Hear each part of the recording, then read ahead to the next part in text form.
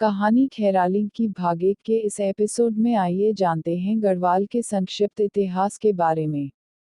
गढ़वाल के 37वें राजा परमार वंशज राजा अजयपाल ने अधिकाधिक गढ़ 52 गढ़ होने के कारण इस हिमालयी प्रदेश का नाम गढ़वाल रखा, जो संवत 1557 और संवत 1572 विक्रमी के मध्य का माना जाता है।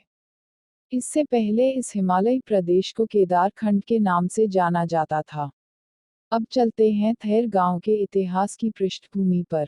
राजस्थान उदयपुर से तकरीबन 90 से 95 किलोमीटर की दूरी पर स्थित है कुंभगढ़। इसी कुंभगढ़ की रियासत के सम्राट थे महाराणा कुंभा।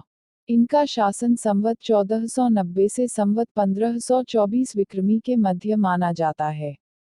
महाराणा कुंभा के दूसरे पुत्र उदा दादू ने राजगद्दी हथियाने के चलते राजा कुंभा की धोखे से हत्या कर दी और स्वयं राजा बन बैठा, जिसके कारण राज्य में विद्रोह उत्पन्न होने लगा। नगर वासियों ने उसका जीना दूभर कर दिया।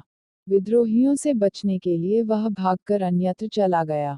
कहते हैं कि एक दिन आकाशीय बिजली गिरने से उसकी भी मृत्यु हो गई, ऐसा वाडमेर के इतिहासकार मानते हैं। इसी कुंभगढ़ की छोटी सी रियासत के सामंत थे केदार सिंह राजपूत। राजा कुंभ की मृत्यु से आहत होकर केदार सिंह हिमालय प्रदेश की पहाड़ियों पर स्थित कांडागढ़ नामक स्थान पर आ बसे। उस समय गढ़वाल पर परमार वंश के 36वें राजा आनंद पाल राज्य किया करते थे। कुंभगढ़ राज्य की रियासत के सामंत होने के चलते राजा आनंद पाल केदार सिंह से बहुत प्रभावित हुए। इसके चलते राजा आनंद पाल ने केदार सिंह को एक जाति विशेष की संज्ञा से अलंकृत किया, और वो थी रावत जाति। प्रमाण स्वरूप कांडागढ़ नामक स्थान पर आज भी रावत जाति के लोग निवास करते हैं, और यह स्थान रावतस्यू पट्टी के अंतर्गत आता है। इसी के साथ राजा आनंद पाल ने केदार सिंह को वनक्षेत्र का एक भूभाग व अपनी शाही सोने की तलवार उपहार स्वरूप भेंट की। राजदरबारी दस्तावेजों में इसका उल्लेख मिलता है। संवत 1454 से संवत 1455 विक्रमी के मध्य राजा आनंद पाल की मृत्यु के पश्चात केदार सिंह राजा आनंद पाल द्वारा भेंट की गई भूमि में आ बसे।